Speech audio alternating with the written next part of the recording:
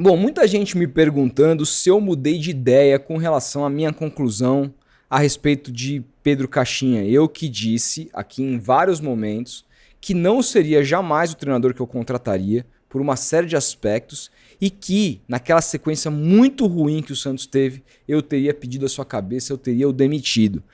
Depois dessas 3 vitórias, que não são só 3 vitórias, são 3 jogos contundentes do Santos, que o Santos sofre muito pouco. O Santos faz 3 gols em 3 vitórias seguidas, o que não acontecia desde 2015, segundo um número que eu vi aí no Twitter hoje.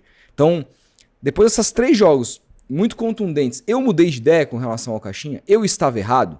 É sobre isso que eu quero falar, mas antes gostaria de pedir que você deixasse o seu like, é muito importante pra gente, se inscrevesse no canal, estamos perto dos 100 mil.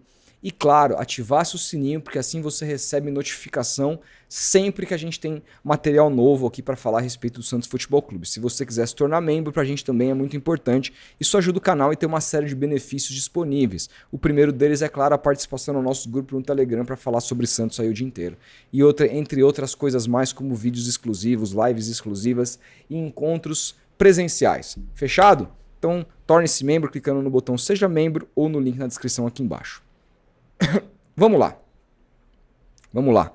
Eu separei aqui, até fiz uma colinha para separar alguns para eu não me perder na análise, tá?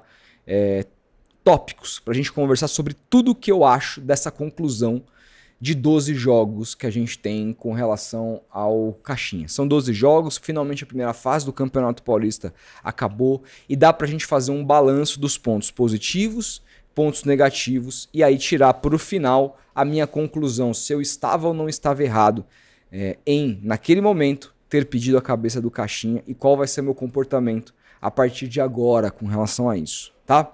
Vamos lá. Primeira coisa que a gente precisa falar é o seguinte, ano passado, e eu sei que muita gente aqui passou a me conhecer por conta do Vem Pro Peixão, passou a me conhecer depois que eu entrei aqui no canal, mas eu já vinha falando de Santos há bastante tempo lá no Futeboteco, é por isso que surgiu essa possibilidade de vir para cá.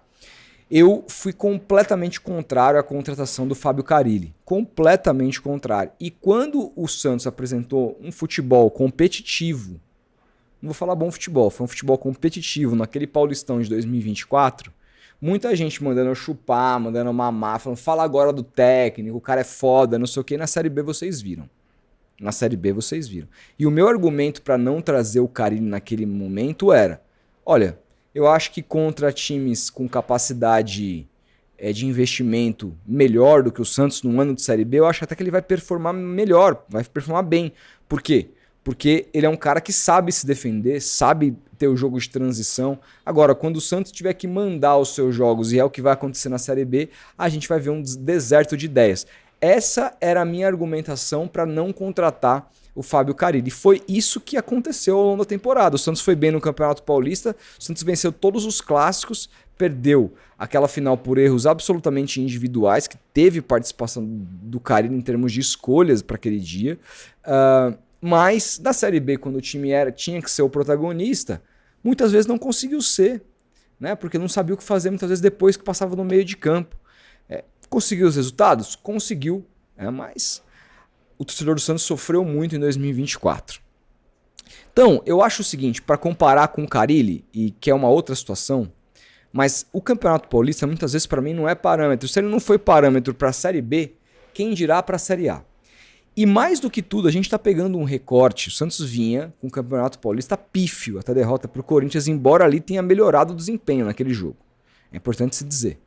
Mas o Santos enfrenta 3 times em sequência e 2 em casa que terminaram na tabela como os 3 piores times do Campeonato Paulista, que é um campeonato fraco tecnicamente.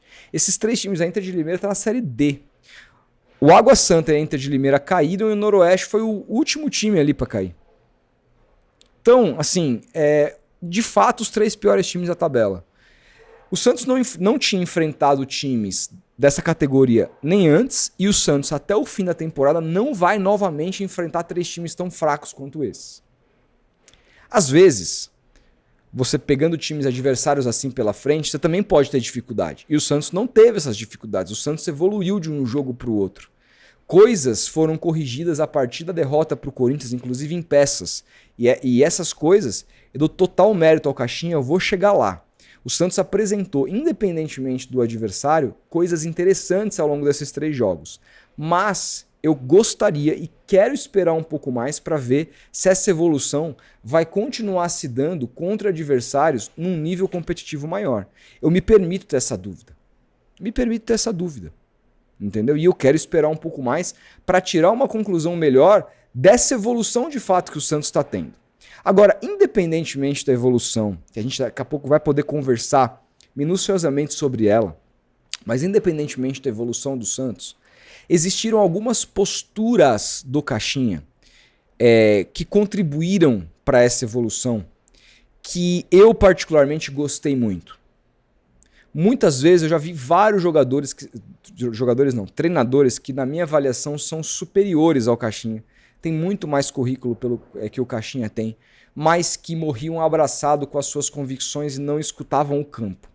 O Caixinha se mostrou escutar o campo. Isso é muito legal. E ele se mostrou estar aberto a entender o contexto que ele está inserido. E isso vale para uma série de questões que eu também quero entrar daqui a pouco. Por que eu fui absolutamente contra a contratação do Caixinha? Eu achava que o estilo de jogo do Caixinha ia, com certeza, alimentar os anseios da torcida, que gosta de um jogo mais ofensivo, um time que é muito agressivo, que atua no campo do adversário sempre que tem a possibilidade, que tenta dominar o adversário de todas as formas. Eu também sou a favor disso. Mas via no Caixinha, embora seja um técnico que tem essa coisa de oferecer isso mesmo, pelo menos tentar fazer esse tipo de trabalho, ter essa veia mesmo do futebol ofensivo e do futebol protagonista, eu acho que o currículo do Caixinha, principalmente nos últimos anos, embora o trabalho dele de 23 no Bragantino, não condizia com o que eu gostaria de ver num ano de reconstrução do Santos. E quando a gente tentou Luiz Castro e a gente tentou o Quinteiros, que tinha acabado de ser campeão argentino, foi campeão na América do Sul, por onde passou, em vários países diferentes, em vários contextos diferentes, e aí vem o Caixinha, pra mim, uma decepção. É uma decepção, porque o Santos tentou um treinador europeu do nível do Luiz Castro, que, tava batendo quase campeonato brasileiro, o campeão brasileiro na metade do segundo, até resolver ir embora. Se ele não tivesse saído do Botafogo, acho muito difícil o Botafogo ter perdido aquele título como perdeu. Um treinador que, chegou a ganhar do Real Madrid na Champions League com o Shakhtar Donetsk, sabe? Um cara que tem uma puta história, um cara que é respeitado o mundo afora. Um cara muito interessante.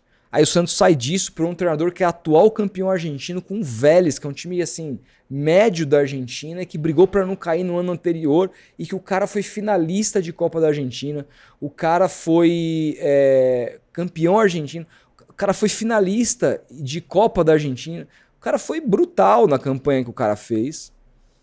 E aí, a gente sai por um Caixinha que treinou no futebol argentino recentemente, pegou o Tadjeres e foi demitido com 2-3 meses de trabalho. Falei, cara, é um decréscimo, pelo menos com relação a currículo, muito grande. Só que futebol não é ciência exata. Não significa que o trabalho do Quinteiro seria espetacular no Santos. Não significa que o trabalho do Luiz Castro seria espetacular no Santos. Não significa necessariamente que o trabalho do Caixinha ia ser um horror, ou que ele vai ser, que ele tenha virado a chave, tenha acontecido um turning point e o Santos vai ser campeão de tudo aqui. Os trabalhos, eles estão em movimento. Os currículos, eles estão em movimento. Os currículos podem mudar. O treinador que não era campeão pode passar a ser, a partir de encontrar um encaixe, um clube que entregue aquilo que ele... Né? O Diniz se falava dele até ele pegar um clube com um contexto que entregou aquilo que ele queria no Fluminense e ele ganhou a Libertadores. Acho que é um exemplo ruim, porque o Diniz é bem fraco, na minha avaliação. Mas, num contexto específico, ele conseguiu vencer. Não mudou minha avaliação com relação ao Diniz, eu continuo achando o que eu sempre achei. Mas ele conseguiu se encaixar naquele contexto. Então, cada trabalho precisa se encaixar em um determinado contexto. E eu entendo que o contexto do Santos é muito sinérgico com relação ao contexto do Caixinha, pela maneira da torcida de querer que o time jogue e pela maneira do Caixinha de jogar futebol. Existe não só pelo sotaque português, uma paciência que existe hoje no mercado brasileiro com relação ao técnico estrangeiro, mas também uma paciência extra do torcedor do Santos com um treinador que se propõe a jogar para frente. eu entendo isso. E entendo porque muita gente me criticou quando eu pedi a demissão do Caixinha, porque existia naturalmente uma paciência com um treinador que tenta jogar de uma forma como a torcida gosta. A torcida enxerga isso e entendeu, muitos entenderam que era fato sim de esperar.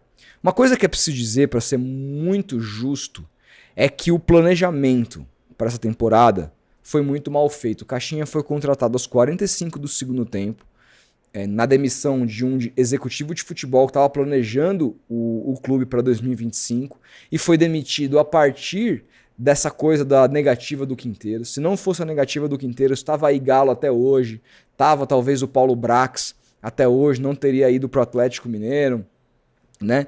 E ali, a partir de uma derrota significativa no mercado, o Marcelo Teixeira, que é muito amigo do Alexandre Galo, resolve mudar, ouvir a torcida que já estava enchendo o saco dele há muito tempo para trocar o comando do futebol. Ele conversa com o Reinaldo Carneiro Bastos, que indica o Pedro Martins. E aí, assim, eu não acho que seja o processo mais profissional, e de fato não é, mas às vezes você faz o melhor processo profissional do mundo, faz entrevista, levanta currículo, contrata uma pessoa e não dá certo.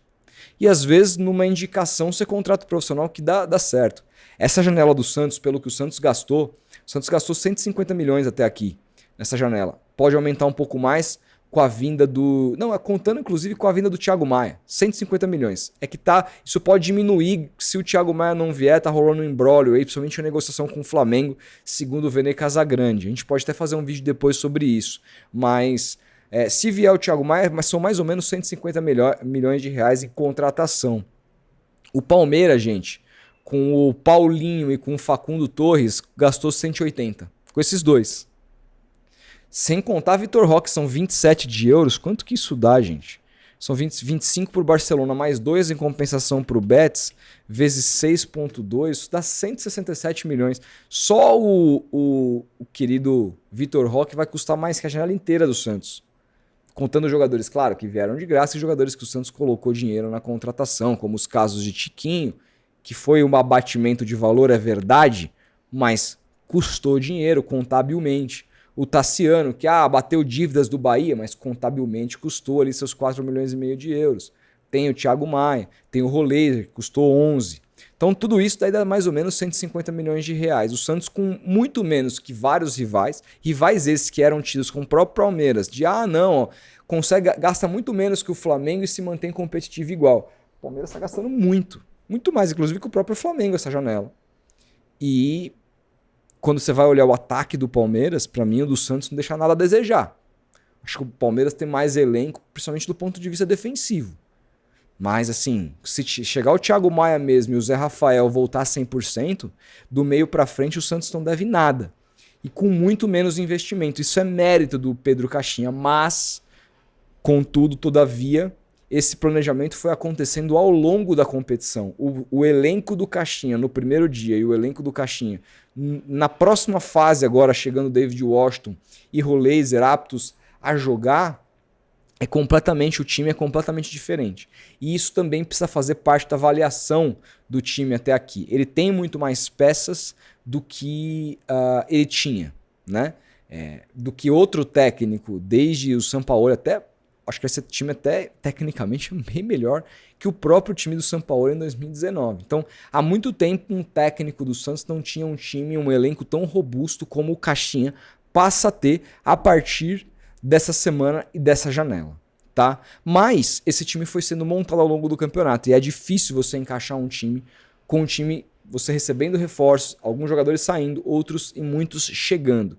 Tudo isso, sim, atrapalhou o Caixinha ao longo dessa primeira fase e é preciso ser honesto com relação a isso. Uma outra coisa que eu queria falar aqui é com relação à parte física, que era algo que estava me preocupando muito no começo dos jogos. Ali eu sei que essa temporada começou mais cedo que as outras, que o tempo de pré-temporada foi mais curto, mas foi mais curto para todo mundo, inclusive times de Série A que terminaram o ano mais tarde do que o Santos, que jogou a Série B, terminou mais cedo, estavam melhor fisicamente. Que é um exemplo, o jogo contra o Palmeiras na Vila Belmiro. O Santos foi bem no primeiro tempo e fisicamente morreu no segundo. O Palmeiras ganhou o jogo em cima da parte física do Santos, né? Então, assim, todo mundo dizia, não, mas era óbvio que a parte física ia melhorar a partir do sexto, sétimo jogo. Teoricamente, sim. Mas assim, o Santos ano passado foi um dos times que menos jogou no futebol brasileiro. O Santos só teve o Campeonato Paulista e a Série B. O Santos jogava praticamente só de final de semana. E a parte física daquela comissão técnica era terrível. Era terrível. Nada me garantia que o Santos ia melhorar tanto fisicamente como melhorou nos últimos jogos. E esse sim é um ponto positivo dessa comissão técnica inteira do Caixinha. E é preciso dizer isso. Outra coisa que eu gostaria de salientar que é o seguinte, eu já cansei de ver técnicos com currículo muito melhores do que o Caixinha, técnicos com muito mais campeonatos, troféus, vitórias, relevância para o seu país, países estrangeiros, sendo absolutamente teimosos, se recusando a ler o campo. E aí eu queria dividir essa análise em 2 pontos. Quando a gente fala de leitura de jogo, tem 2 leituras, né? Tem a leitura pós-jogo e tem a leitura durante o jogo. Na leitura pós-jogo, poucas vezes eu vi um técnico tão capaz de ler bem o que o campo diz. Quando, por exemplo, depois do jogo do Corinthians, ele tira o Baço para colocar um jogador que ele mesmo dizia não contar, que era o Gil, e tira o Léo Godoy para colocar o Sherman, tira o Pituca para colocar o Bom Tempo e meio que inventar o Bom Tempo de 8 ali, é um técnico que leu o campo. Falou, cara, o Bom Tempo precisa jogar. Vamos ver se ele joga nessa posição. Ele jogou, inclusive, no segundo tempo contra o Corinthians de 8, foi bem. Vamos dar mais chance para ele aqui. Vamos tirar esse lado direito defensivo que me comprometeu. Outros treinadores teriam morrido abraçados com erro. Se ele volta para aquele jogo contra o Água Santa, com Baço, com Pituca e com Léo Godoy, e o Santos não vence, empata aquele jogo, ele estava demitido. Não tenho a menor dúvida. E ele não morreu abraçado com erro. Ele leu o que o campo estava dizendo. Então a leitura do Caixinha no pós-jogo, ela é muito boa. Ele corrige o que tem que corrigir. Só que a leitura do Caixinha durante as partidas, nesses 12 jogos aqui, nos jogos que o Santos precisava melhorar, que ele precisava dar uma resposta para o treinador, ou que o Santos muitas vezes precisava, ao ser lido pelo treinador, criar alternativas, ele não foi bem. Nos jogos mais parelhos, as substituições do Caixinha não foram boas. Palmeiras mesmo, o Abel, com algumas substituições no intervalo, mata o Caixinha no segundo tempo, não só na parte física, mas também com relação ao que o Caixinha tentou fazer taticamente naquele time. Né? Então, eu acho que as substituições do Caixinha até aqui não me chamaram muita atenção. Mas como ele lê o time após o jogo, é muito interessante. Isso também precisa ser dito. O Caixinha, ele tem uma capacidade também que me chamou a atenção positivamente, de entender o contexto do clube, entender que algumas atitudes dele, baseado na escola que ele teve, na postura de jogadores, porque assim, né, o Caixinha ele vai para o seu segundo trabalho no Brasil. E é um trabalho muito diferente do primeiro, porque ele treinou um time minúsculo, não é um time pequeno. Um time pequeno é o Cuiabá. O time pequeno é o Juventude. O Bragantino é um time minúsculo, um time que vendeu a sua história para ter um símbolo da Red Bull, um time que se vendeu para uma marca, para mudar até as cores. Isso para mim, assim, filosoficamente, isso aí é muito menor que pequeno. É um time absolutamente diminuto, né? Que não tem torcida. Muitos dos seus torcedores se recusaram a torcer para essa farsa do Red Bull Bragantino, né? Que é uma farsa, né? Um clube, uma marca, comprar um clube, isso é uma coisa assim abominável na minha maneira de ver futebol, de acompanhar futebol, né? Os caras compram uma história, compram uma camisa. É inacreditável. Ser SAF é uma coisa. O que fizeram ali é completamente diferente, para deixar claro. Então é um time com contexto particular, que não tinha pressão nenhuma, que tem uma puta de uma estrutura, que tem um contexto de jogadores muito jovens, que o trabalho ali é contratar jogador jovem, botar um ou outro experiente para dar liga, mas para vender jogador jovem. Então é um funcionamento total de empresa. Então, assim, tem nada que compara com o trabalho de um time da grandeza e história do Santos Futebol Clube, da exigência que tem torcida. Então, talvez, embora ele tenha jogado 2 campeonatos brasileiros, do Santos seja o primeiro trabalho de fato do Caixinha que a gente possa avaliar no Brasil. E eu achei que ele perdeu a mão várias vezes, eu fiz várias críticas com relação a isso em coletivas. É muito diferente ele pegar um microfone numa coletiva de imprensa do Red Bull Bragantino e criticar o jogador do Bragantino e fazer a mesma coisa no Santos, gente. Fazer a mesma coisa no Santos. É completamente diferente. Não tem repercussão as coletivas no Bragantino. Quantas coletivas você se lembra do Caixinha detonando os jogadores do Bragantino? Nenhuma. Porque você não assistia, não é importante. Como você não assiste entrevistas coletivas do Seabra no Bragantino. Ninguém assiste. O técnico do Bragantino, por ser um time tão minúsculo, ninguém presta atenção no que ele está dizendo. Simples assim, ninguém está nem aí, não tem cobertura. Então, o Caixinha, quando ele chega, por exemplo, critica, dá no meio do Soteldo, critica individualmente jogadores, aquilo pegou muito mal no elenco, o Pedro Martins teve que agir, teve que colocar os caras para conversar, etc e tal. Resultado, ele poderia ter mantido a mesma postura. Assim eu sou, vocês gostem ou não, eu vou dizer a verdade, e pronto, e acabou. E não, cara. Ele entendeu que ele não podia fazer isso, ele mudou o posicionamento dele nas coletivas, isso é admirável. Isso é admirável, isso precisa ser reconhecido. Ele nunca mais criticou individualmente jogador nenhum. Ele elogia jogador. Para criticar, ele critica coletivamente. Ele aprendeu como funciona a cultura do futebol brasileiro. Se a gente gosta disso, se isso é legal, se isso não é, se existe patota, se não existe. Não importa, é a cultura do futebol brasileiro. Precisa ser respeitado. Ele precisou entender essa cultura a partir de estar num clube grande com muita repercussão e mudou a maneira de como se expressar nesse sentido na coletiva de imprensa. Isso é algo muito admirável que muda sim muito da minha avaliação pelo Caixinha. Agora, como eu disse, o Santos enfrentou 3 times que o Santos não tinha enfrentado até aqui, tecnicamente, e que não vai enfrentar mais. E o trabalho está em movimento. O Santos precisa colocar essa evolução que se mostrou em termos de equipe em outros níveis de disputa. E o Santos precisa... Eu quero ver o Santos dominar um jogo contra o Bragantino como dominou contra esses 6 times. Eu quero ver o Santos ter a capacidade de se classificar bem. E aí não é só de fazer o resultado, porque muitas vezes o resultado não vem. O time ataca, cria, a bola não entra. É futebol e por isso que o futebol é o esporte mais amado no mundo inteiro, porque ele é imprevisível. Mas com relação àquilo que você faz, a maneira como você se porta, como você joga o seu jogo, independentemente do adversário, eu quero ver o Santos fazer quando tiver um adversário que traga mais dificuldades técnicas, físicas, né? De embates com relação ao que o Santos teve nesses últimos 3 jogos. E aí, o trabalho, ele continua vivo. Hoje o trabalho do Caixinha está acontecendo. Portanto, o que eu tenho a dizer sobre isso? Eu espero que o time continue nessa evolução. O time evoluiu nesse último jogo do ponto de vista defensivo e ele mesmo apontou para isso. O Santos fora de casa até aqui, embora tenha ganhado o primeiro jogo agora contra a Inter de Limeira, foi um jogo que não foi muito difícil. Contra o lanterna do campeonato, é importante se dizer, e que também foi vencido em 3 gols de bola parada contra o pior time defensivamente de bola parada no campeonato. O que eu quero dizer? Eu quero dizer que de agora em diante, eu espero que o Santos continue em evolução, que o Santos corrija as movimentações defensivas, que não dê tanto espaço. O Santos poderia ter tomado 1-0 para a Inter de Limeira e o jogo ter sido outro. Teve uma falha clara defensivamente nos primeiros minutos do jogo, né? Então, assim, o que eu quero ver é que o time continue da maneira que evoluiu até aqui, continue evoluindo, principalmente em jogos grandes. Quanto tempo que o Santos não manda um jogo fora de casa contra um adversário? Contra o Corinthians mandou em vários momentos, mas o Santos sofre muito quando toma o segundo gol. E aí demora a voltar a mandar no jogo como voltou no segundo tempo.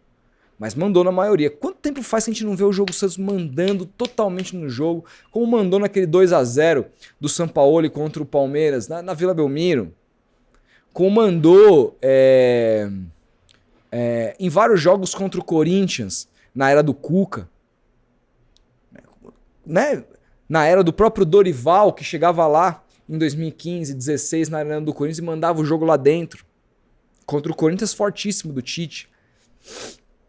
Faz tempo que a gente não vê isso, cara. Então é isso que eu quero ver. É isso que eu acho que, inclusive, o elenco do Santos entrega pro Caixinha. O Santos tem um dos 6 melhores elencos do país, sem sombra de dúvidas. E o Caixinha precisa ser cobrado agora como um técnico de um dos melhores 6 elencos do país. A gente não pode achar que o Santos é um coitadinho internamente. O Santos tem hoje um elenco muito forte e a gente precisa exigir o máximo do Caixinha. Se ele vai conseguir entregar isso ou não, eu não sei. Mas o que eu quero dizer é o seguinte, eu mudei de ideia com relação ao Caixinha, que eu falo com relação ao que eu penso dele e com relação à continuidade do trabalho. Sim e sim. Sim e sim. Hoje vejo coisas mais positivas, não são por esses 3 jogos. Não são pela maneira como o Santos jogou nesses 3 jogos, embora eu valorize isso. Mas por conta das coisas que ele fez para que o time passasse a jogar bem nesses jogos. E isso foi enfrentar a sua própria teimosia, foi ler o jogo, foi conversar com os jogadores, entender o contexto que ele estava, foi melhorar o time fisicamente. Ele entregou tudo isso para que o time pudesse evoluir. O time não foi só evoluiu. Não, ele fez coisas práticas que fizeram com que o time evoluísse. Então isso muda sim a minha avaliação e hoje eu sou contra qualquer tipo de demissão, ainda que o Santos seja eliminado para o Red Bull Bragantino no próximo final de semana. Você não me verá pedindo demissão. Acho que o trabalho continua nisso, só que a gente precisa continuar enxergando a evolução.